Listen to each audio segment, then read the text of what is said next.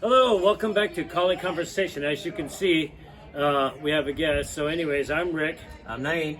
And this, our guest, is Dan Ramos, the guy that we talk about The and infamous Dan the Ramos. infamous. You know, it took us a long time to get him here. We actually had to come to him to do the filming because for whatever reason He just can't make it to the other side of the bay. apparently not. So But I'm here we here go. now. welcome, So, welcome. so let's start this discussion off just so everybody knows who you are and what we got going on, or how did this all start for you? Because you're the guy that we're taking the lead from in The creator. Okay. the creator. We're The not creator. worthy. No. My journey started way back, just like Rick. You know, he grew up with martial arts pretty much the same as I did. We did grow up together, so we kind of shared that. Wait, you guys are related? He's my older brother. If he didn't know that already. So anyway, I finally got into the Kali after all these years of all the other stuff that I trained, but it wasn't until 1990 that I actually found a guy, or actually he found me, and started training me. So that was the beginning of my Kali Wait, let me training. ask you this: who was that guy? That guy happened to be Doug Marcaida. Before he was Doug Marcaida. I was one of his first students when he first started teaching back in 1990. So that's where my journey began. We trained for almost a year while we were stationed in Biloxi, Mississippi. After that, though, I never had any other teachers after that other than myself. But I took what I learned and really studied it for the longest time. And it wasn't until almost 20 years later that, well, the Bladed Mind was born. Yeah, I just was recently. going to ask that. What was that inception? Was it culminate into the Bladed Mind, or did somehow something trigger and you were like, ooh, I should do this, and named it the Bladed Mind? Well, the Bladed Mind comes later. The idea of how I was teaching had changed. I have taught several different sessions, few years in between, you know, and just started really analyzing how I was getting my information across. Those things is what I started to. I found that I needed to take out some stuff that just wasn't helping me as a practitioner, and I was thinking of myself first before I actually wanted to convey that to But somebody then else. that begs the question: the question that if you were taking out things that weren't helping you, Right. right? I mean, Right. although those things were obviously legitimate because they were taught to you. How did you then decide what you should or shouldn't take out, and what was able to stay and what was able to leave? Okay. So, one of the things that when I started to take things out was the practicality of some of those movements. A lot of stuff was kind of flashy, but I think that was more on the art side. And I wasn't thinking on the line of the art side, but more on the combat side. So that's the biggest part of really realizing what you have is it combative or is it more of an artistic thing that you want to do with your art? So, and you have to have this balance sometimes, but I really wanted to gear it towards more on the combative side, and what really do I need to try and finish what I started. It seems like a big step for someone who, again, like you said, you only had about a year of training in the traditional art, but... And what was that art that traditional? Oh, yeah. Oh, that was, I learned Piquita Tertia from Doug Marcaida. Okay, so that was your base. That was my base for the art. Throughout the years, I just realized that everybody was pretty much doing the same thing. So I just categorized everything that way. Okay, everybody does Sinamali, everybody does Huba drills, everybody does Simbrata drills. And for those who are all the same, well, they're all teaching the same way, right? That's when my stuff started to change, because I learned it that way, but I felt like it didn't help me with anything. Okay, maybe I just wasn't in it long enough. Right. But Could be, yeah. we're talking 10, 15 years of doing this stuff and not really coming up with an idea that, oh, this can help me in a real fight. Again, maybe I just didn't explore it enough. But what I did find though is that if I just look at the simplicity of, let's say, even a fight, he's going to throw something, I need to counter that. Do I block it or do I hit it? That was one of the first things. If I can destroy it, just like defanging the steak, destroy what's coming at me, and then going on from there. That's the beginning part of that. The next part is really finding the way to convey this information. That was the other part that that really changed everything. So based on what you're saying is this didn't become an actual system as far as learning from A to Z and going through a whole process of... No, not at all. Again, because I looked at stuff that, well, if everybody has this and I'm doing this and everybody has that, what could I bring to the table, really? As someone who's constantly evolving into what they know and what they're doing, what could I bring? To me, it was really the matter of how do I even teach this first? And the comprehension level of each individual, how does that change? So to simplify everything to its basic roots of motion, that was my first thing, right? And then after that, I could put in the details. And then with the details, okay, that's how it's done properly. This now with mechanics, this involves footwork now. All those things started to come into play. But then again, then what's next? Oh, what's a variation of that same thing? Okay, am I creating an art now? Still not. Because I don't consider it as an art as opposed to somebody else's, let's say even Balintoa or Serrata or Doce Pares. They have a complete system. Right. I do not. That's what I was going to say, the completeness of it. Yeah, I don't have that. And I don't misguide our students. I say that I have a complete system, but what I have is this idea of teaching. And how do I get this across to my students? Right, and it's just based on what you're saying, it feels like you were really questioning yourself throughout this entire process. You were trying to figure out, what do you really understand? And how beneficial is that for whatever it is you're trying to accomplish? Yes. It takes a lot of honesty to look at yourself in the mirror and say, okay, that's crap. I learned it that way, but it's not helping me achieve my goals. So I have to change the way I process that information. And that seems like a very difficult task for some, especially somebody who hasn't had much in, say, the long run of any specific system. That's true. How then did you find that, not even ability, but that just manner of questioning yourself? Over the years, as I started to teach, I found certain things that works across the board with every student. And that was one of the things that worked for everyone. One simple word, it's understood, comprehension level is all up there. That's when I started to realize that was the important part, because everybody got it right away. But it was over the years that you finally realize this is the right word to say. So this is the right word to deliver. And you're talking about verbiage. And Nain and I in our previous conversations have talked about verbiage and how it's important to convey what you're trying to say to any individual student, as opposed to the masses of students. Yes. Right. Yes.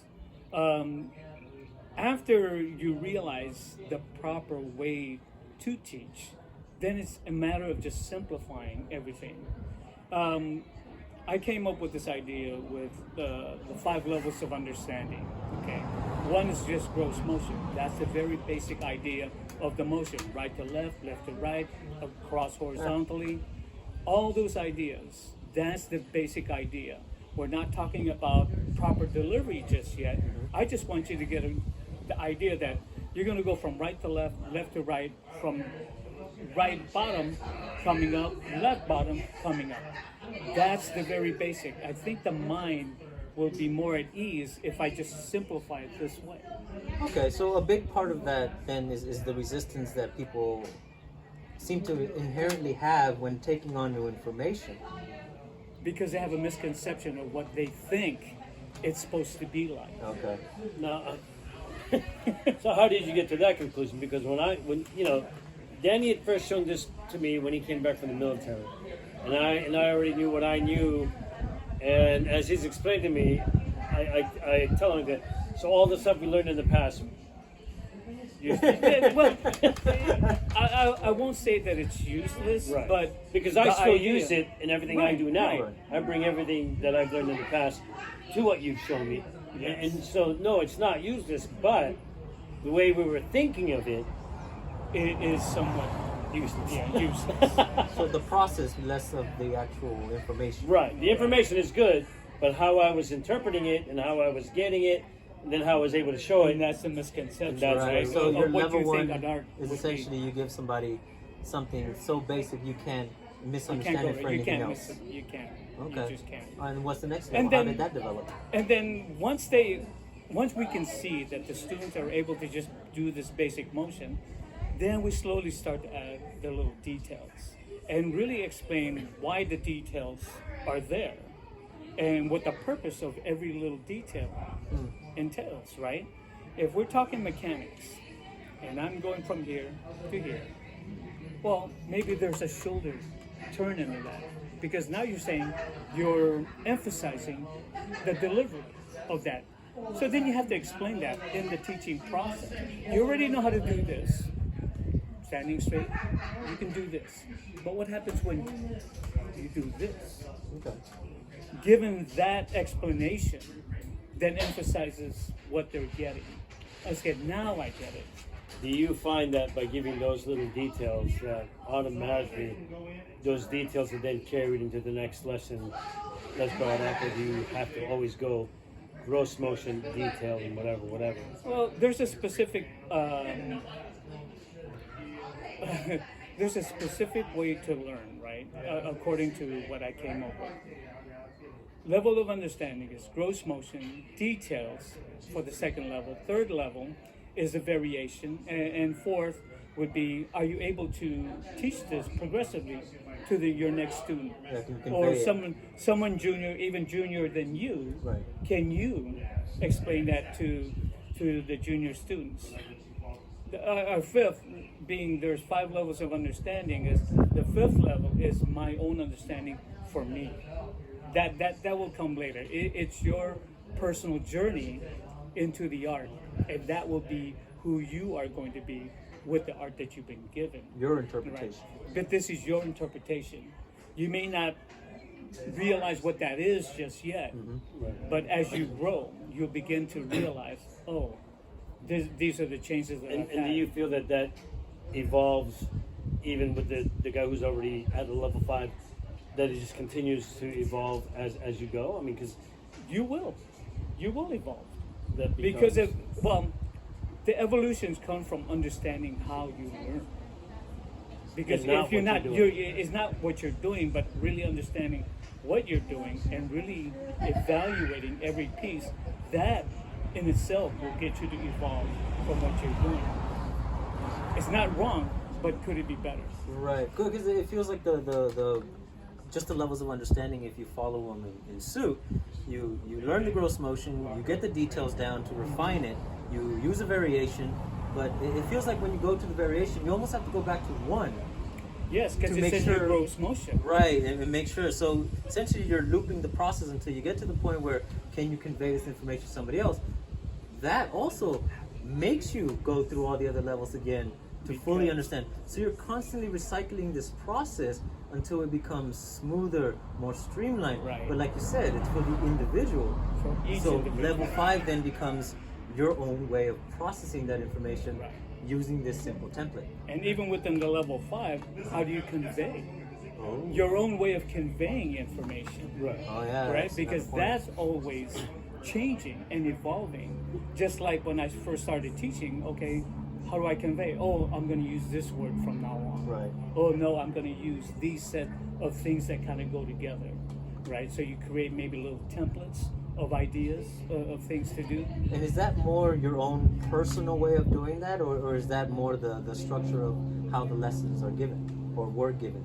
This is the way that I developed the bladed mind idea of teaching. Right. I'm not sure if there's anybody else out there that You know, and That are oddly doing enough, this? I think the coolest part about all this is that you gave it to me, I give it to Naeem, and and so forth and so on. But in each iteration of it, it's totally different, but still the same stuff. the concept of teaching is the same. Right. The verbiage that you use, or the ideas, or the analogies that you use, is still from the basic concept of really understanding how to teach. More importantly than showing what you're teaching.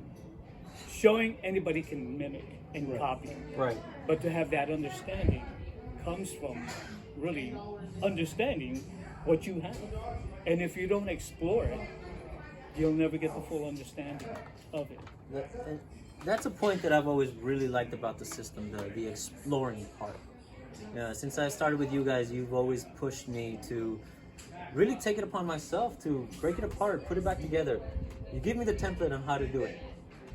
And then it's up to me to figure out, okay, is this going to work for the way I do things or for the way I understand it? Right. And if it doesn't, well, what else can I do to get there? And that's where the teacher-student relationship seems to develop even more, is that I come back and you're like, okay, that was good, or that was terrible. I don't know how you got there, but let's explore how you did it. And this is where that one-on-one really, to me, is the best way to teach. You get your full undivided attention. You get to see exactly what that person is doing in front of you. Right. And to me, that's really important, because you have to not only think about what you're trying to say, but you also have to think about how they're receiving what you're saying. Huh. Because it can't be misunderstood, right? Right. Or it can't be misconstrued as something else. And if they don't show it in physical form, then something's missing, right? The idea that I'm doing this, but there is no mechanics involved. Why can't you move? I have to understand that with that. Right. Then I have to figure out what's going on in their head. And Is it a lot of something this, as physical? we've explained in the past videos, is that you have to understand that individual student before, rather than trying to show everything you know and say, this is the law, you have to know what they can actually do or not do so that you can cater to them specifically. And everybody has limitations, right? Right. Exactly. Yeah, we don't know what those limitations are Until they come up. until it comes up. But you have to Exactly. look for them, because it seems that a lot of people want to convey their information and they don't take the Just do time it. to really just do it the way I showed it to you. Yeah. But they can't. Well, then you just need to practice more. Wait, something's wrong here. Where's the back and forth? Yeah. Because like you said, that information that you take and you look at your student and say, okay, they can't do something. Why? Why? But you also have to look at yourself and say, did I actually convey it well enough? And maybe that's why they're not getting it. And that's where you have to find different ways of coming across, Okay. right? And then that allows you to dig deeper into what you think you know. So now even you are now growing, because now you have to Right. find a way to convey this differently, but still give the same Give the meaning message across. and still get it across. So now you're thinking even harder to come Yeah, across. and that's where that goes when we said last, maybe 2 sessions ago, when we say, the student becomes a better teacher when they're showing something they had just learned to somebody else. to somebody else, Right. right? Because you start to understand that, wait, I was seeing Yeah. this wrong. Now that I'm having to teach this, I can see where all my mistakes were. Let me change it up and say this And instead. it's a beautiful way to learn. Self-realization. Oh yeah. I can You say really have just to as realize it. being one of you guys' students for this long, I'm showing another student or a younger student in the system something, and I'll say a phrase or a word, and I have to stop, and I've never said it that way before. Yeah. Yeah. But it makes Yeah. sense. It makes sense. I'm gonna start now, using right. it. Yeah. Just like you said at the beginning. That's when And the you again, were there's that reading. evolution that we're talking about. That you Right. have to then evolve, even you at your level, Right. that you're constantly going to evolve. And I don't think, a lot of the other systems don't realize that. Right. Because we've gone to other places and they've told us, yeah, we're not allowed to change anything. Right. You know. Here it's law. Change it. You need to do this for you, and this is the other part, right? The loyalty of teacher to student, student to teacher. What is that, right? When a first student first comes through to us, I said, "Why are you here? What do you want to do? What do you want to learn? For what purpose are you doing this?" It's a little interview that we go through, right? But the main idea that I want to get across to that student is, you should be doing this for you and not for me. Right. Right? Take ownership of what we're giving you, and do with it as you see fit. You remember that one student we had? His name was Eric. He had learned somewhere else. He was doing another system. And we were telling him, okay, evolve. He goes, wait, are you sure?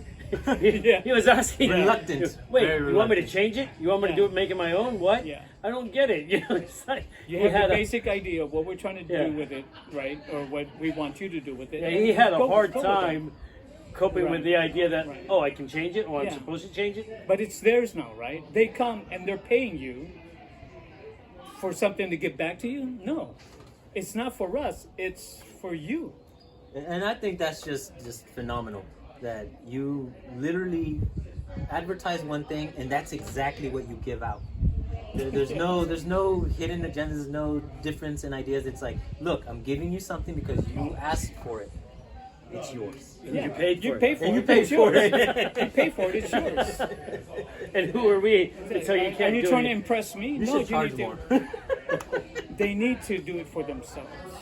Yeah. Take ownership of what you got, and really do with it What the you way feel. what you feel like this works for you. Wow, that's how you develop the system. That's how you develop your You own system. Well, because you were doing it for yourself, and like you said Yes. earlier, I wanted to do this for me because I wanted to be more combative. That was Yeah. your personal choice. And now you're conveying the very same feelings that you had in developing this concept to your students. giving it right back to the student in the same way, or given that mentality. Right, the process of it. The process. Of course, there's so many different styles of students. Some of them you do have to spoon feed, Right. you know, and guide them at every step of the way. But eventually, the mindset is the part that we're trying to really instill in them. Sometimes The it art takes is 6 years. secondary. Whether it be FMA or Japanese art, Chinese art, irrelevant, right? The part is really understanding the process of Now, learning. this is where we get in trouble because you're saying it doesn't matter what the system is. Right. And when we talk to other Filipino martial arts, they get mad at us because what? Yeah. It's like, wait a minute, you guys are Filipinos. But it doesn't What the hell's going on? What are you? Yeah. What are you talking about? Why are you? Why And are you nothing against the arts in any way Right. or the instructors. And again, there's still the difference between something that's artful, Yeah. and it's there, and it's supposed to make it beautiful. It's art. So you want all that flashy, twirling things Right. that everyone's doing, but at the same time, the purpose for the student to come in and ask, I want to learn this. Why?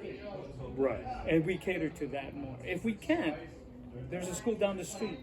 That's exactly what you're looking for. That is true. We'll We give you have- their names. We'll Yeah. give you their Give names. it- We we'll will get give you you an a intro. referral. Yeah, we'll give you an intro. Yeah, but for us, this is what we do. I've had students come to me. I said, "Go shop first. Go around to go to this school. Go to see if that suits you better. Right. If you don't like what they got, come back. Come back." And I think they realize at that point. It says, "Okay, this guy's doing this for me, Right. right? Yeah. Instead of just, okay, I'm gonna do this for Yeah. myself. Yeah, come on in. Come in. Regardless. Just keep paying. Yeah. Yeah, come on in." We'll bump you up a belt. Yeah, but at the same time, when you tell them, no, go shop everywhere else first, and see what it is that you stay may there for a like little against while. them, and then really enjoy it if you have to. But if you feel like it's not going anywhere for you, then come to us.